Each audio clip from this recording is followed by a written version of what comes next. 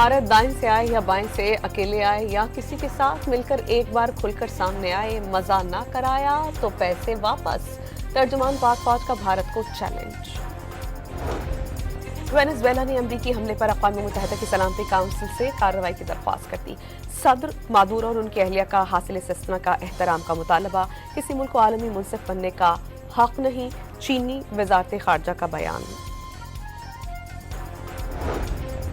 वज़ीर आज़म शहबाज शरीफ के बुजुर्ग सियासतदान राजा ज़फ़रुल हक के घर पर आमद, जल्द शिफायाबी की दुआ।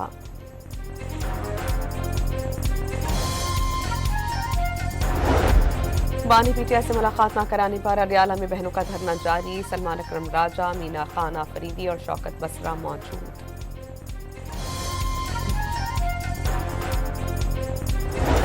मंडी बहाउद्दीन में वेल्डिंग के दौरान वर्कशॉप में आग लग गई, कई गाड़ियां जल गईं। खुशकिस्मती से कोई जानी नुकसान नहीं हुआ।